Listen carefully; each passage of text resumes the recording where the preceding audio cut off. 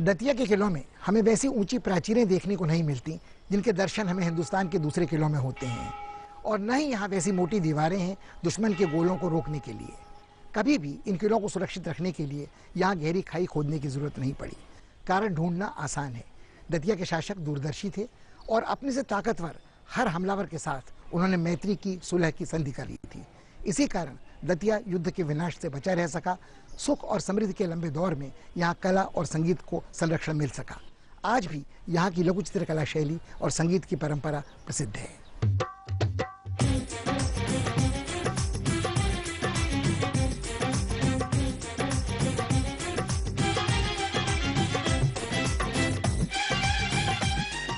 दतिया का किला मध्य प्रदेश में स्थित है और झांसी से करीब 30 किलोमीटर दूर है।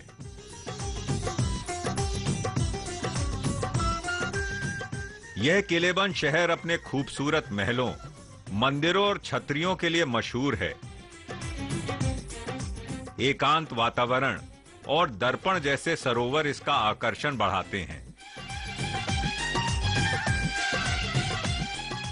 विविध भवन निर्माण शैलियों का संगम यहां देखने को मिलता है। दतिया के किले का इतिहास अभिन्न रूप से जुड़ा है मुगलों, मराठों और अंग्रेजों के संघर्ष के साथ।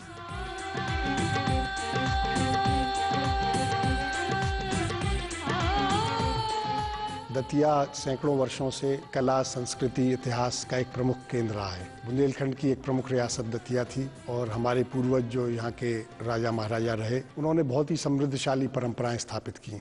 मुगल बादशाहों से हमेशा हमारे रियासत के राजाओं के अच्छे संबंध रहे। औरंगजेब के दरबार में तो दतिया के महाराज दलपत राव का बहुत बड़ा स्थान था। हिंदू राजाओं में मिर्जा राजा जयसिंह जो जयपुर के थे, उनके बाद द्वितीय स्थान महाराज दलपत राव दतिया का था। उन्हें 3000 की मनसब थी। दतिया ही बुंदेल शासकों की मूल रियासत थी। जब मुगल बादशाह जहांगीर ने वीर सिंह जूदेव को ओरछा का शासक बनाया तो उन्होंने दतिया अपने छोटे पुत्र भगवान राव को सौंप दी। मुगलों का साथ देने के कारण दतिया के राजाओं का संघर्ष मराठों के साथ 18वीं सदी में निरंतर चलता रहा। 19वीं सदी के आरंभ में दतिया के शासकों ने अंग्रेजों के साथ सुलह कर ली और उनका संरक्षण हासिल कर लिया।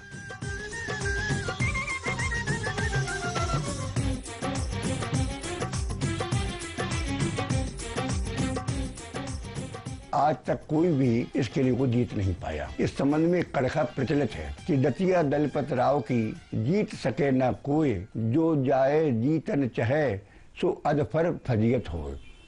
तो 360 वर्ष एक राजवंश को यहाँ पर शासन करते हो गया, लेकिन दतिया पर अनेक लोगों ने हमले किए। शुजाउद्दौला ने, लखनऊ के थे, उन्होंने भी हमला किया।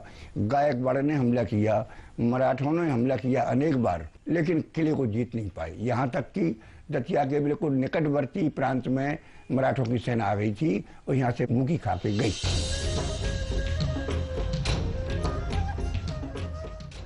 दतिया के बुंदेल शासकों को दिल्ली के बादशाहों का संरक्षण प्राप्त था। इसी कारण अपने किलों की सुरक्षा के लिए किसी खास बंदोबस्त की जरूरत उन्हें महसूस नहीं हुई। मोटी प्राचीर का परकोटा, इस पर बने बुर्ज राजसत्ता की महिमा का ही प्रतीक थे। उनकी सामरिक उपयोगिता सीमित थी।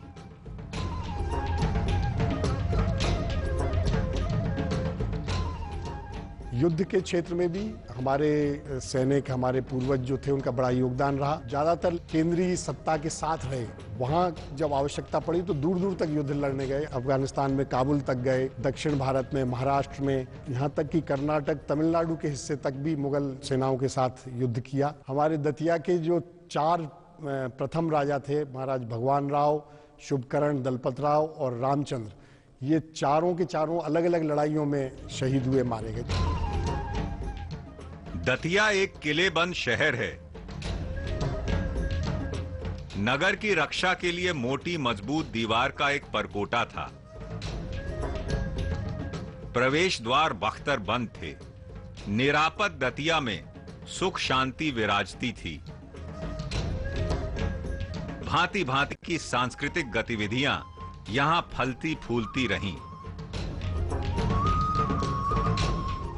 Datia was a literary center. Datia Library is a very famous library. It was reputed to be one of the best libraries in North India at that time.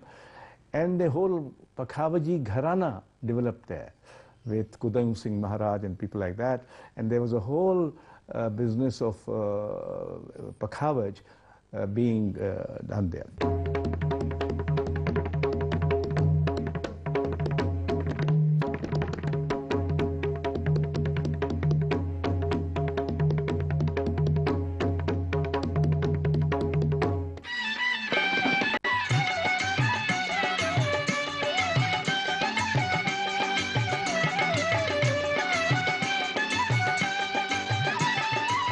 इस पुराने किले को वीर सिंह महल भी कहा जाता है। वीर सिंह जूदेव ने इस महल के निर्माण के लिए दूर-दूर से कुशल कारीगर और कलाकार बुलवाए थे। हिंदू और मुसलमान शिल्पियों ने मिलजुल कर भवन निर्माण का और सजावट का काम पूरा किया। इसीलिए बहुत सारी शैलियों का सह अस्तित्व यहां झलकता है।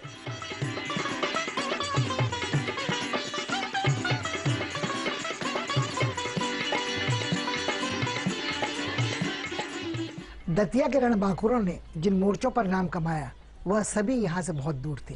कभी बल्ख तो कभी बदख्शां, कहीं काबुल तो कहीं कांधार। यहाँ के लड़ने वाले अराकान के घने जंगलों तक पहुंचे। मुगलों के दक्षिण अभियान में उन्होंने महत्वपूर्ण भूमिका निभाई। अपनी इन यात्राओं के दौरान यहाँ के पराक्रमी शासकों ने इस देश की अनेक भवन निर्माण शैलियों से परिचय प्राप्त किया। उनमें से अनेक के दर्शन यहाँ होते हैं।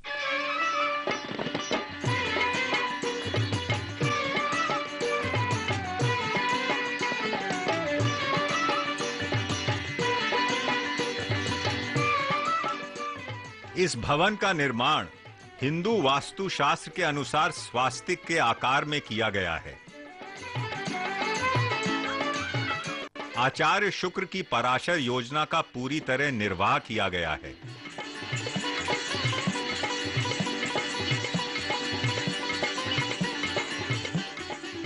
बीच में 5 मंजिला मंडप है, जिसे चारों कोनों से चौड़े गलियारे जोड़ते हैं।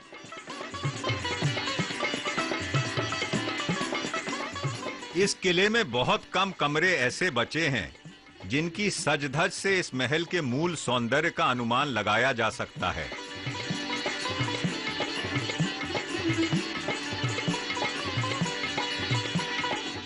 नई दिल्ली के जो आर्किटेक्ट थे सर एडवर्ड लचन्स, उन्होंने प्रेरणा लेकर और भारतीय संस्कृति के, भारतीय स्थापत्य कला के कुछ फीचर्स नई दिल्ली के बिल्डिंग्स में शामिल करने की प्रेरणा उन्हें दतिया के वीर सिंह देव महल से मिली है। ये उनकी पुत्री ने अपने पिता की बायोग्राफी में लिखा हुआ है। नहीं तो वो मन बना के आए थे कि ये क्लासिकल यूरोपियन सिटी बनाएंगे नई दिल्ली को। उनका मन को बदला दतिया के पुराने महल ने। ये बहुत बड़ी चीज है।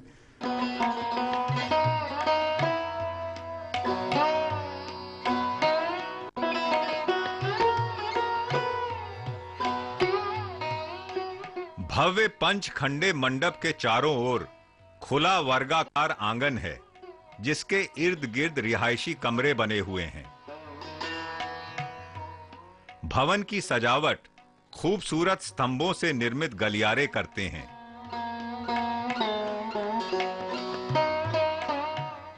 यह गलियारे विशाल भवन के एक हिस्से से दूसरे तक जाने का पथ तो बनाते ही हैं, अपने संतुलित निर्माण और सौंदर्य के कारण एक अनूठी छाप देखने वाले पर छोड़ते हैं। इस तरह का स्थापत्य, जिसमें भवन के विभिन्न हिस्सों में ऐसी अद्भुत समरूपता और समानुपात हो, पहले पहल दतिया में ही देखने को मिलता है।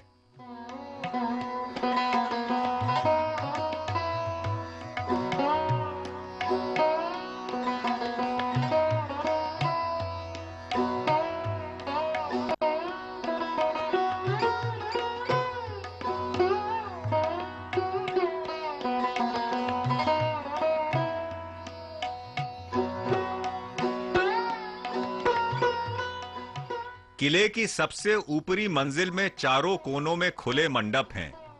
जिनकी शोभा इनके ऊपर बने गोलाकार गुंबद बढ़ाते हैं।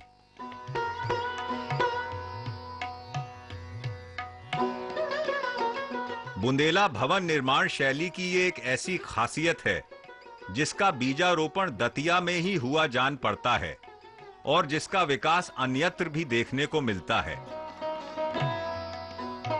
इतिहासकार हेवल के मुताबिक छोटा होने पर भी अपनी बेमिसाल खूबसूरती के कारण ये महल किसी भी तरह से फतेहपुर सीकरी के भवन पर बीस बैठता है। Fatehpur Sikri is Hindu architecture in Islamic settings. Datia is Muslim architecture in Hindu settings. Because if you see the art and architecture of it, it reminds you of Fatehpur Sikri. Because there are causeways on all four sides and they are joining with the square buildings. It has got domes, it has got arches. It looks not like that of this Rajput, original Rajput architecture. So it is a kind of Islamic architecture and in a Hindu settings. With all kinds of glazed tiles, it looks fully Islamic architecture, but it was of course done by a Hindu Raja and a Rajput Raja.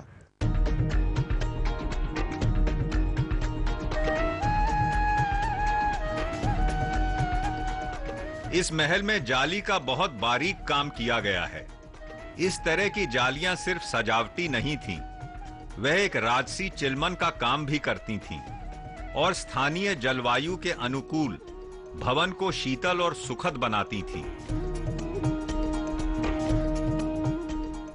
सख्त पत्थर को बड़ी मेहनत से काटकर उसे अलग अलग डिजाइनों से निखारा गया है।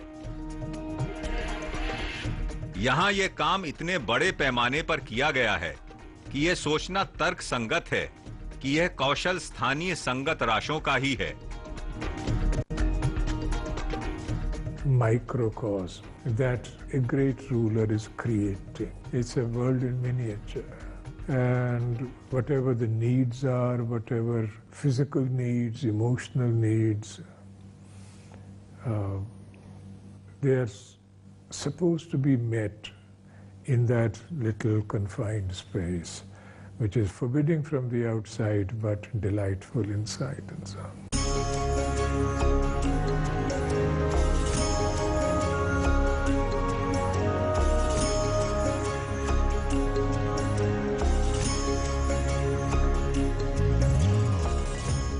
महल के भीतरी भाग की सजावट में तरह तरह के प्रयोग किए गए हैं।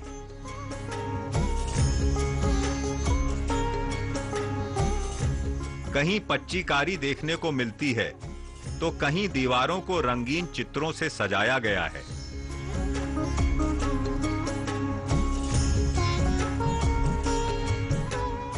छत पर कृष्ण लीला की मूर्तियां बनी हैं और दीवारों को फूल पत्तियों और बेल बूटों से सजाया गया है। मुगल शैली के छोटे छोटे खूबसूरत आले भी दीवारों पर बने हैं।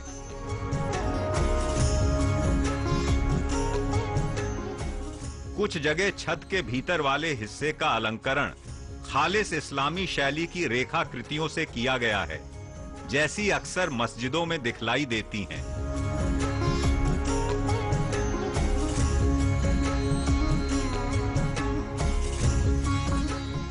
यहाँ सुख शांति रही और यहाँ काफ़ी विकास हुआ। यहाँ की जो दतिया स्कूल ऑफ पेंटिंग्स है वो मशहूर है, पूरे विश्व में प्रमुख संग्रहालयों में आपको देखने को मिलेगी और बहुत ही अच्छी स्तर की कला दतिया स्कूल ऑफ पेंटिंग्स मानी जाती है, जिसमें मुगल परंपरा के साथ साथ मालवा के परंपराओं का भी उसमें मिश्रण है और एक अलग ही एक स्टाइल है।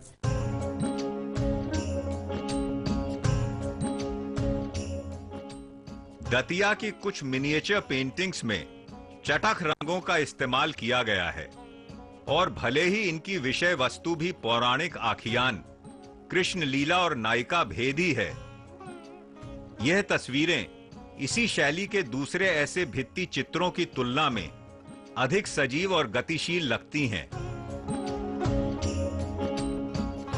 जिन चित्रों में हल्के रंग काम में लाए गए हैं वह कोमल भावों को बहुत सुंदर ढंग से व्यक्त करते हैं।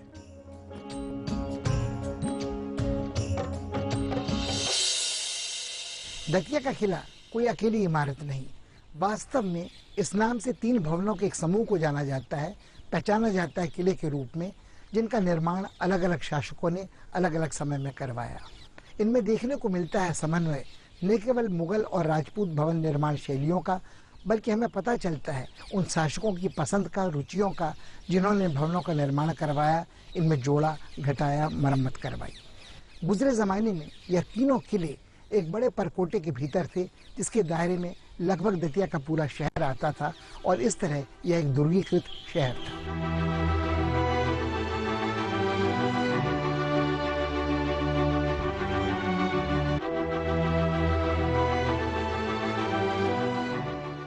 भरतगढ़ नामक किला परकोटे के भीतर बना है और कभी विशाल रहे भवन के आज खंडहर ही शेष हैं। इसका निर्माण भानपुर के बुंदेला नरेश के एक वंशज ने करवाया था।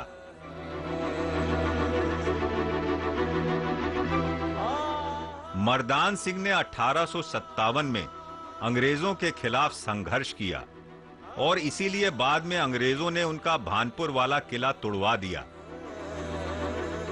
दुर्भाग्य से 19वीं सदी के अंत में बना भरतगढ़ भी जल्दी ही ढह गया। When a fort crumbles, and forts do crumble, they're not there forever. You get a sense of the lack of permanence, right, which is all around us, to which we are all subject. Mir Sahab, दीदनी थी शिकस्तगी दिल की, क्या इमारत गमों ने ढाई है, right?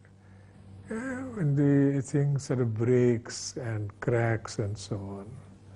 He talks about his heart, but I mean, in fact, I mean, these imarats are subject to decay.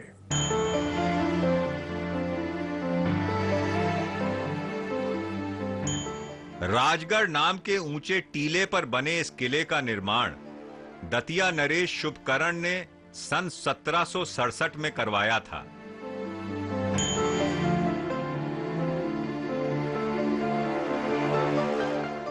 ऐसी मान्यता है कि जब दतिया नरेश पन्ना गए तो वहां का राजगढ़ नामक महल उन्हें इतना पसंद आया कि लौटने पर उन्होंने बिल्कुल उसी तरह का भवन अपनी रियासत में बनवाया।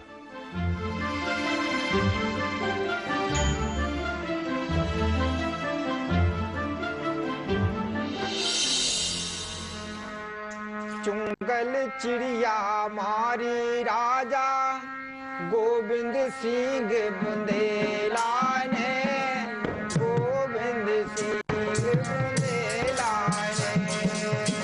चुंगल चिड़िया मारी राजा गोविंद सिंह बुंदेला ने, गोविंद सिंह बुंदेला ने। चुंगल चिड़िया वीर गाथा चारण शैली में दतिया के शासक राजा गोविंद सिंह द्वारा अफ्रीका के जंगल में दरियाई हाथी के शिकार का बखान है। दतिया की जनता का बड़ा आत्मीय नाता अपने शासकों के साथ था। उनकी पराक्रमी उपलब्धियों पर वह सब गर्व करते थे। उस सामंती युग की अनेक स्मृतियां दतिया के महलों में अनायास सजीव हो जाती हैं।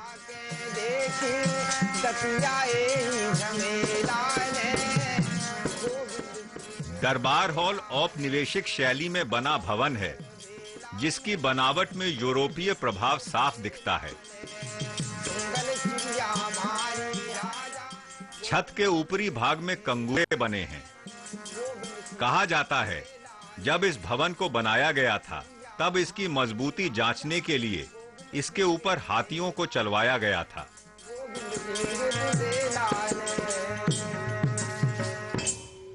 दतिया के किले की कहानी मुगल साम्राज्य के गौरवपूर्ण इतिहास का एक अभिन्न हिस्सा है।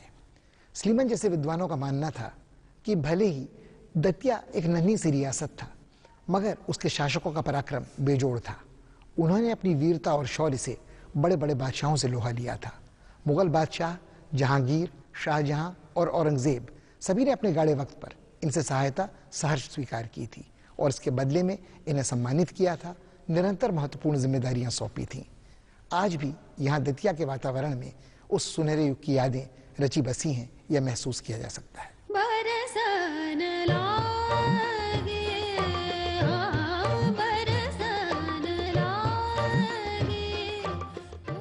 दरबार हॉल का भीतरी भाग किसी विलायती राजमहल के बैठक की याद ताजा करता है।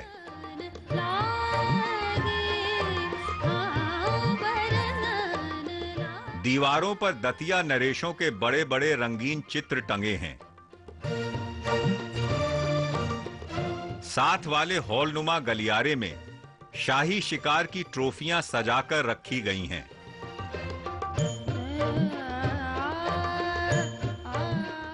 यहां कभी नाच गानों की महफिल जुटती थी और शाही समारोहों का आयोजन होता था।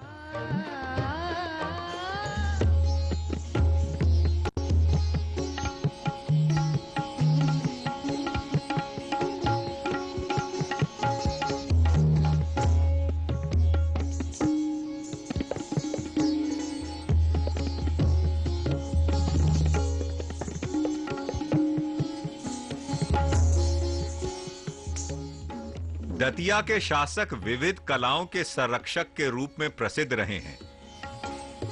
संस्कृति के मामले में हम बहुत समृद्ध रहे, धार्मिक परंपराओं के मामले में बहुत समृद्ध रहे। दतिया को छोटा वृंदावन भी कहा जाता है। यहाँ सैकड़ों मंदिर हैं जो विभिन्न राजाओं ने बनाए।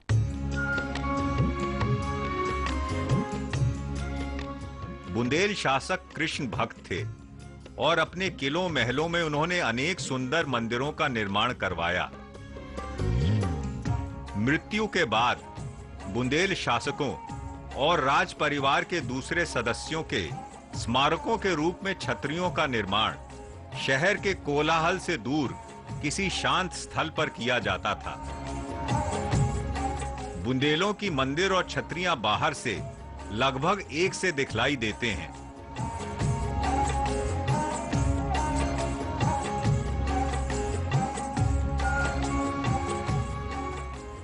छतरियों के भीतरी भाग की सजावट बिल्कुल वैसी ही की जाती थी जैसे महलों में उनके निवास की। दीवारों पर राजसी जीवन का सजीव चित्रण है और आखेट जलसों आदि के दृश्य बनाए गए हैं। यह कोशिश की गई है कि शासकों को परलोक में भी अपना निवास स्थान जाना पहचाना और सुखद लगे। देहांत के बाद भी अमृत की लालसा यहां झलकती है।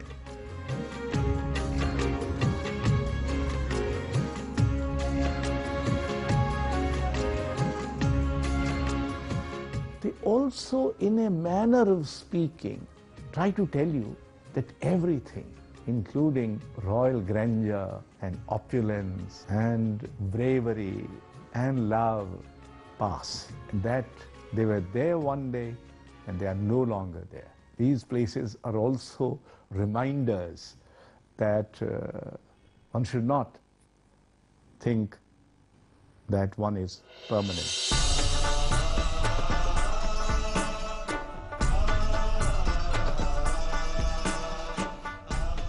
दतिया कभी बुंदेलखंड का एक अनमोल हार कहलाता था। जिसके जगमगाते जवाहरात थे उसके किले और महल। जाने कब ये लोक स्मृति से धीरे धीरे लुप्त हो गया। इस भूली बिसरी विरासत से अचानक साक्षात्कार एक सुखद अनुभव है।